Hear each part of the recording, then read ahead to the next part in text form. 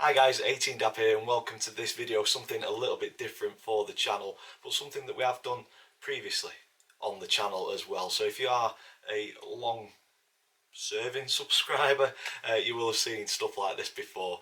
My uncle lives outside of England, he's lived in a few places and he has collected a lot of stuff in his time as a Doncaster Rovers fan, very big Doncaster Rovers fan, although he doesn't get to many games because of where he lives. But is graced us with a number of mystery boxes that have got loads of goodies and treats in, and he sent another one over now. So we're gonna, well, I've already opened it. I've already had a look through a few bits and pieces. So I'm going to go through the treats that he's sent in this edition of the mystery box and kind of show you guys. Might be something that you're interested in, but there are some things which really impressed me, and I will be getting to the club because I believe, as much as what my uncle does, that these belong with the club because it's a big part of the history. But it might be something that you enjoy. So settle yourself in, get a cup of tea, and let's show you through a few bits and pieces that my uncle sent through. And we're going to start with a book by Ian Snodding. Here we are. Hopefully that shows. Snod this for a laugh, full of little football stories, and my uncle says that it's a great read and will certainly have me laughing at a number of them. I do like footballers' books. I've read a few. I just like the anecdotes and stuff and kind of seeing behind what a footballer is on the pitch and stuff. So I'm looking forward to reading this one, and it's a nice one. It's also signed by Ian Snodding himself, so that will be a decent read over the festive period for sure, in the couple of days that we've got nothing to do. So Snod This for a Laugh is the first book that comes out of this box. Next up out of the box is this little beauty, I Lost My Heart to the Bells by Pete Davies. I'm looking forward to having a read of this because I believe it goes through the period of history where the Bells were screwed over pretty much by the FA. When the Women's Super League came in, the Bells were one of the best women's teams out there in terms of silverware and like trophies and accolades and things. So yeah, I'm looking forward to having a read of this and seeing what happened during the period that Pete Davies was looking at them and writing this book. So looking forward to that one. Next out of the box we have a couple of books for the stats lovers. We have got Donny, the Official History, which is a 1994 printing, full of past season stats and results, league positions and things like that. So it'd be interesting to see how we did throughout history, where our good periods where football is very cyclical, where there's peaks and troughs, teams do well for a period and then fall off. So I'll be interested to see when we did well and when we fell off. And then similar to that, we've got Donny, Doncaster Rovers FC, the complete history, which again has a lot of stats and kind of season performances and things. So yeah, I will be having a quick flick through those to see how we did. And I do like the cover on this one. Shows some of the older kits that we've got, the blue and yellow with the cross. But as you can see, we've not always been red and white hoops. There's a lot of red and white stripes there. Solid red with a white V. But yeah, I think recent history, red and white hoops, it's got to be. And the kits on the back are slightly different as well. I do remember the free press one, the white one, and the red and white one. Some beauties back in the day. So yeah, looking forward to reading these two books and seeing how we did in seasons past. For those that don't really like reading too much, we've got a couple of picture books next. I think there's a few words in them. We've got the Book of Bellevue, which is full of images of our old home stadium. Just have a quick flick through some of those. Absolute wonderful stadium, some great memories at Bellevue. I wish I'd have seen it in its heyday, back in like the 50s, when the pop side went further back and the town end was a lot bigger as well. I mean, there's some pictures in here of when it was that sort of size with huge capacity. I would love to have been there and seen it, like I say, in its heyday. When I started following Rovers, unfortunately the ground was not at its best state. I think that's the nicest way of putting it. But it was our home, and to be fair, I think if it had been a better home stadium, we wouldn't have had nights like against Aston Villa, Arsenal and Man City. I think we played to the advantage of the stadium and what it looked like, and what it and the feel around the place. But it was ours, wasn't it? And yeah, I think I'll enjoy having a look through some of the old pictures of Bellevue. And then we've got Rovers in focus from it's a picture book history from 1879 to 1994, with a bit of text kind of detailing what the pictures are about. So again, a lot of history contained in some of these books. So yeah, I'm going to enjoy having a scan through them and seeing what they're all about. So Book of Bellevue and Rovers in focus are the next two books what were in the box. I spoke about football being cyclical, and certainly Doncaster Rovers has been just that. Back in the early days when I started supporting Rovers, we did fall out of the Football League. We went into the conference, and a book came out called The Only Way Is Up, and this is Ian McMahon's diary of events after losing our league status. So again, it's just full of information. I mean, the first page that I flicked to there shows a burnt down stadium stand in Bellevue. For those that don't know, the chairman tried to burn the stadium down, a bit of an insurance job, so we have been through the ringer as a club and as a set of fans. But yeah, this looks interesting.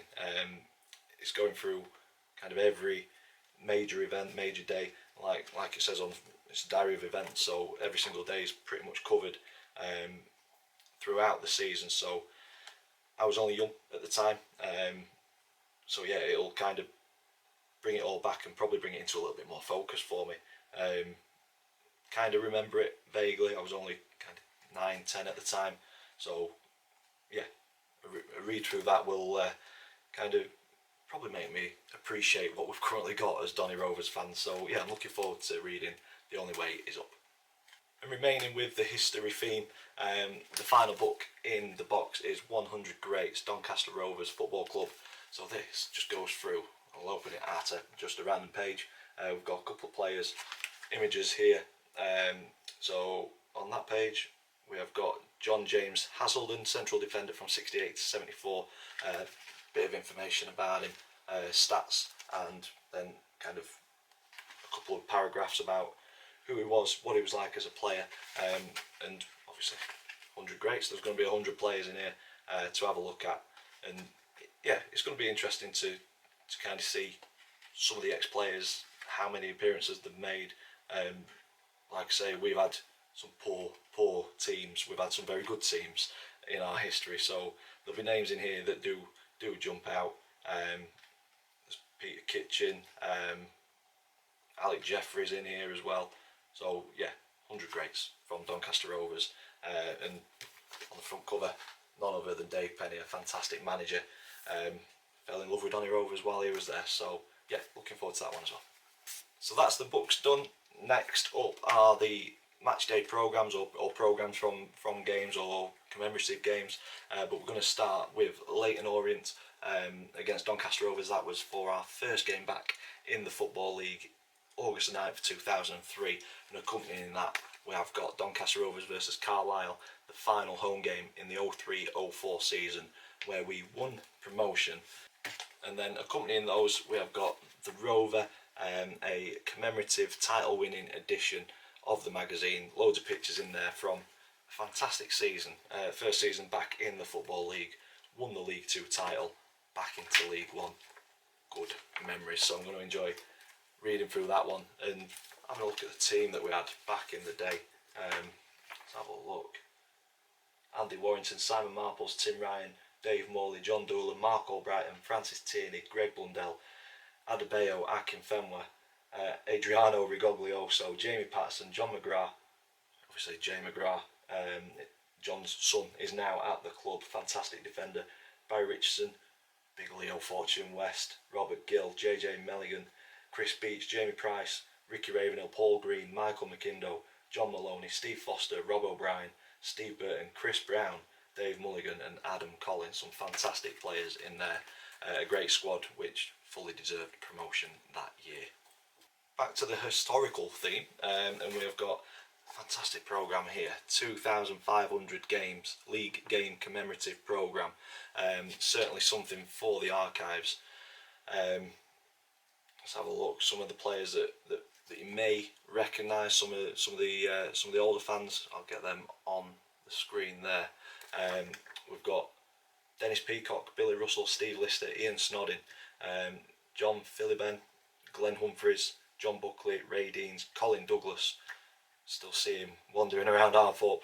Dave Hall and Glyn Snodding. Some decent players there, but the 2,500th league game was against another Rovers in Bristol Rovers. So I think that is certainly one that needs to go in the club's archives.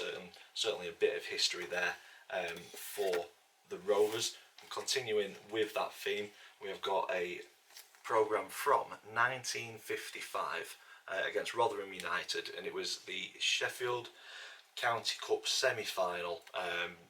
And I've had a look through this programme, and it just feels so delicate. Obviously from 1955, so that's why it's in the protective sleeve, and it's in really good condition, to be fair. But yeah, programmes have come on a long way. But it's great to see kind of what football was like back in the 50s. It's come on a long way for sure. Some may feel that it's gone the wrong way. Some people may feel it's gone the right way. But again, certainly something that needs to go into the archives or the virtual museum that is currently getting put together. So we'll be talking to the guys who are doing that. And this one is extremely interesting. 1951, this one. And it is for a Festival of Britain game, which was organised against Floriana.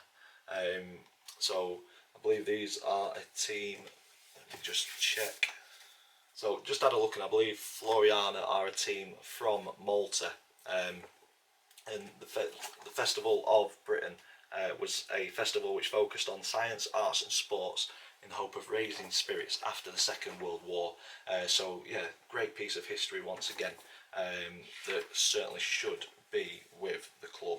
But yeah, again, it just feels so delicate. And talking about pictures of Bellevue in its heyday, I'm trying to be careful with this. Take a look at that absolute stunning stadium. It'd have been fantastic to see it when the pop side was so big. Obviously that got torn down due to subsidence. The town end goes further back with a little covered terrace. It doesn't show the Rosington end, but even the main stand looked a little bit bigger than it was when I went to Bellevue. So yeah, it'd be nice to see it in its heyday. But like I've said, certainly something that needs to go into the archives and into the virtual museum. So I'll be speaking to them guys and seeing if they've got copies of these. If not, they will get these ones. And the last three programmes are from big games in our history. We have got the promotion final programme for Doncaster Rovers versus Dagenham and Redbridge in 2003 from the conference. We have also got, do it in order, the Johnson's Paint Trophy final against Bristol Rovers, which we won. So commemorative programme for that one. And then the big one at Wembley, Doncaster Rovers versus Leeds, the 2008 playoff final, which got us back into the championship. Good memories with these, certainly good memories. Managed to get to each one of those games, and they will be memories that are cherished forever, because the big games, you always want to win the finals that you're in, and every final that we've played in that I've seen, we have won. We've been knocked out in a few semi-finals, but yeah, the finals that we've made, we've always won silverware from since I've been a supporter. So not tasted defeating them, don't want to start anytime soon. And the final programme in the box is more for a programme collector. So if anybody's watching and you like programmes from an obscure kind of level of football, this is a programme from the French 3rd Division. My uncle lived over there for a while, and this was his local team, Croix de Savoie. Hope I've said that right. This one's against Toulon, and it was, the tickets just fell out as well. These played in the 3rd tier of France and rose to Ligue 1 but then ended up falling out of existence when their major sponsor decided to pull out. So yeah, a little bit of history there where teams fell out of existence, and there's a program here, and also grab it from behind me, a scarf for the same team. Hopefully I've got this pointing in the right way, we've not got it upside down. There we go, lovely stuff. So that's all the literature that came in the box. We've got a couple of items of clothing as well. I'm going to start with this beauty of a training jumper. I remember these being worn by the players. It's a Carlotti, got a bit big for my uncle, but Doncaster Rovers Carlotti. Beautiful training top. I will be wearing that at a game because we're in the period of the season where it's very, very cold, so this will probably go under one of my tops. Next up, I mentioned my uncle's lived over in France and supported his local team while he was over there. We also spent a bit of time in Paris, so he supported PSG for a little bit. He's got a white training top, beautiful PSG training top there. The material lovely, so yeah, I think it'll fit me. It's a bit too big for my uncle. It's a size large. It's probably too small for me, but we'll try and squeeze into it, and it'll be useful at the gym and when I'm playing football on a Thursday or a Monday night. So yeah, Nike. It's always decent material. I used to like the Nike tops that Rovers had, but yeah, it's a lovely training top, solid white with the little white black band, and obviously the blue and red of the PSG badge. And my uncle has also sent over 2 Rovers away kits from back in the day. We're going to start with this lovely dark blue and black number. Maker was Avec, One Call Insurance on the front. We've got the Stoneacre group at the back. This was a beauty, wasn't it? Very, very nice. It wasn't a great season for us. It was the 2013-14 season which saw us relegated back to League One after 5 seasons in the Championship. But although results weren't great on the pitch, we had a decent kit, didn't we? Very nice. I think we wore this kit at Charlton when it got called off due to the rain, waterlogged pitch. I think we were 3-1 up or something like that. I think we went down by goal difference or a point or something. I'm racking my brain back to a poor season, but yeah, there were things that went wrong that season that really shouldn't have, but the kit certainly wasn't one of them. Very, very nice. The next away kit was from 2010-11, and it looks very similar to the one that I'm wearing now by Oxen. This is this season's away kit. The 2010-11 was a beautiful Nike one. Yeah, very, very similar. Obviously a little bit darker blue than this season's, but yeah, One Call Insurance, Nike were the makers of this one, and like I say, the Nike kit was just beautiful, and bit of a throwback. This one's a long sleeve. Didn't notice that when I first took it out of the box. So yeah, I am partial to a long sleeve shirt. So yeah, I'm looking forward to trying this one on. What size are we? It doesn't say. It's cut the tag out. It's cut the tag out. But it looks like it'll fit me. Maybe. We'll try it on at some point. And if it fits me, I will be wearing this one because it is a beauty of a kit. Billy Sharp, remember him wearing it. And this was in a season where we just avoided relegation. So yeah, not great seasons for performances and results on the pitch, but some beautiful kits brought out. And that was everything in the box. There was a little something for my niece. Tell a lie, it isn't. We've got this little envelope as well with some beautiful, once I've got them out, here we go, let's wrap them up very well. Some beautiful cufflinks. So if you remember football from back in the day, hopefully it captures them. It's like your old leather footballs, used to be very heavy when wet. Yeah, some nice gold cufflinks. So next time I'm in a suit and I've got a shirt which requires cufflinks, I don't think I've got any, so they will come in useful next time I'm in a suit. But that is everything that came in the box. Hope you've enjoyed something a little bit different on the channel, just kind of sitting and chatting. I really enjoy the boxes that my uncle sends over with treats. I don't know if you can just see up at the top there, the Doncaster Rovers train wheel arch. There was a small version of that that they brought across as well. So yeah, there's been plenty of historical pieces to do with the club that I've really enjoyed kind of looking at, and learning about our club a little bit more from the period of history that I wasn't around. But I hope you guys have enjoyed it. If there's anything here that does take your fancy and you're a collector, please get in touch and we'll sort something out. But some of them will certainly be going to the club and into the club's archives, because that's where we believe they belong. So yeah, that's it for this video. It will be going up before Christmas, so I wish you all a very Merry Christmas, a Happy New Year as well. I'll not be back until the Fleetwood game on New Year's Day. I will link the other boxes around the screen somewhere here. So yeah, if you've enjoyed it, stick a big thumbs up on it for us please. Comments in the section down below. Subscribe if you haven't already. If you've enjoyed this sort of content, let me know, and we'll try and do some more unboxings and stuff like that, or we'll have a look at the Rovers history a little bit more. Could delve into some of these books a little bit more in other videos to get some more content out for you guys. But yeah, if you haven't subscribed already, click that button. Thank you for watching. We will see you in the next one.